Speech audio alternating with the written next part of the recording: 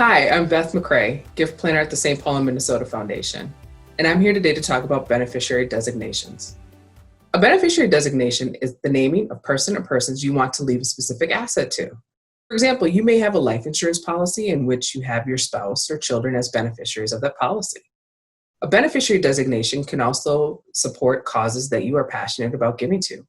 So, for example, you may have an IRA and leave the charities that you want to love and support into perpetuity as the beneficiary of that IRA. The wonderful thing about beneficiary designations is that they're flexible. An asset can remain in your control until you actually need to use it. They're easy to change. It requires you to fill out a simple form with your financial institution. It doesn't require you to change your will or contact an estate planning attorney. And they're revocable. You can change them at any time. So who can be listed as a beneficiary? Beneficiaries can include your spouses, children, other family members, friends, and as I mentioned previously, charities that you love and want to support. So beneficiary designations can be added to the following: bank accounts, securities accounts, retirement accounts, and life insurance policies. These assets, once they have a beneficiary designation on them, are no longer subject to probate. It's as simple as filling out a piece of paper, changing your beneficiaries with your financial institution. And this simple gift can help your charity grow and thrive. Designating a beneficiary will determine how an asset will be distributed. Your beneficiary designation will definitely take precedence over a will or trust that you do have. You can name the charity as the sole beneficiary of your assets or as one of several beneficiaries. So for example, if you want to leave a large legacy gift to a charity, but you also want to leave some of your assets to loved ones that you want to support, you can do both with a beneficiary designation. So how can nonprofits benefit from beneficiary designations? While beneficiary designations can and do play a significant role in the overall estate planning process, it's important to recognize that they do not make up an estate plan by themselves. Also, similar to a will, a beneficiary designation can only take effect upon the passing of an owner.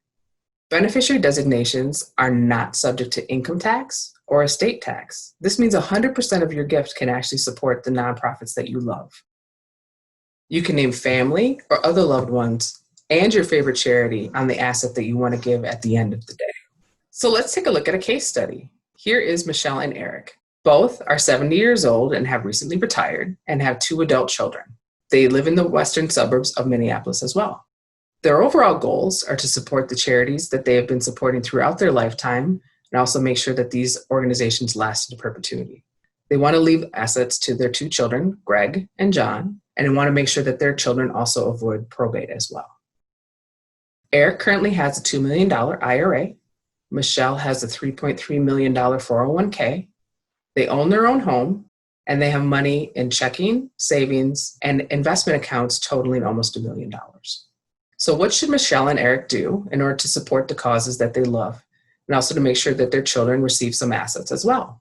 One of the things that they can do is add the charities they love and support as beneficiaries of their 401k and IRA. One of the great things about doing this is that 100% of the assets within their 401k and IRA are given directly to charity.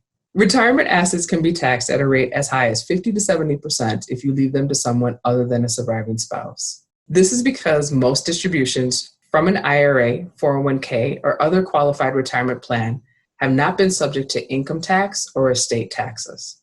Another technique that Michelle and Eric can use is using a transfer on death deed for their home. They can transfer this asset directly to their children upon their passing. A joint life insurance policy for $5 million to supplement the IRA and 401k assets their children would have received is another wonderful way that Eric and Michelle can support their children. Adding their sons also as beneficiaries for their checking, their savings, and investment accounts is another way to pass those assets directly on to their sons. So what are some next steps? Mariah and I would love to sit down and schedule a time for you to figure out a strategy and how to help you use beneficiary designations to help your nonprofit grow and thrive. Another thing you can do is visit our blog for more information about beneficiary designations. Go to www.spmcf.org/blog. Thanks so much. Have a great day.